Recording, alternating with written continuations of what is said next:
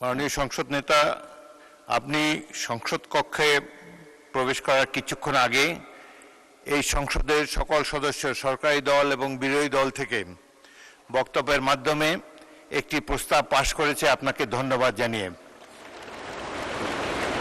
আপনার সাম্প্রতিক মালয়েশিয়া এবং চীন সফরের ফলে দেশের মর্যাদা বৃদ্ধি পেয়েছে বলে সবাই অভিমত ব্যক্ত করেছে এবং বাংলাদেশের অর্থনীতিকে, পররাষ্ট্রনীতিকে এক নতুন দিগন্ত সূচনা করেছেন আপনি এই সফরের মাধ্যমে।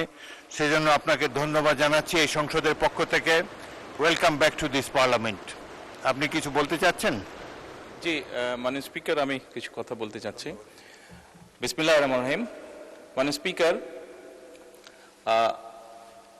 যে বিষয়ের উপরে আমাকে ধন্যবাদ জানানো হয়েছে এই সংসদের পক্ষ থেকে, তার জন্য আমি আন্তরিকভাবে কৃতজ্ঞ এবং আন্তরিকভাবে সকল সদস্যকে ধন্যবাদ জানাচ্ছি। মাননীয় স্পিকার, এখানে মূল বিষয় এটি হচ্ছে যে বাংলাদেশের মানুষ আমাদেরকে দায়িত্ব দিয়েছে তাদের স্বার্থ দেখার জন্য।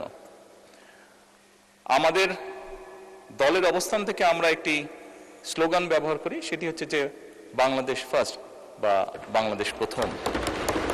আমি যে কাজটি করার চেষ্টা করেছি মাননীয় স্পিকার, আমি আমার অবস্থান থেকে আমি আমার দেশের মানুষের স্বার্থ নিয়ে কথা বলার এবং সেই স্বার্থ রক্ষা করার চেষ্টা করেছি মাননীয় স্পিকার।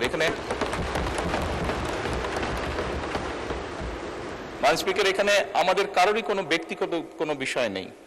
এটি যদি কোনো কিছু অর্জন হয়ে থাকে, ভালো কোনো কিছু অর্জন হয়ে থাকে, এটি বাংলাদেশের অর্জন।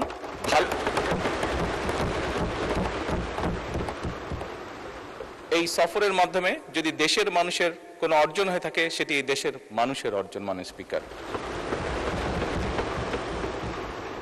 তবে মাননীয় স্পিকার, যেহেতু সংসদের সকল সদস্য, বিশেষ করে বিরোধী দলীয় নেতা, উনিও উৎসাহ প্রদান করেছেন দেশের জন্য, দেশের মানুষের পক্ষে কাজ করার জন্য, সেজন্য আবারও আমি আমার ব্যক্তিগত পক্ষ থেকে সকল সদস্য, বিরোধী দলীয় নেতা সহ সকল সদস্যকে আন্তরিকভাবে ধন্যবাদ জানাচ্ছি।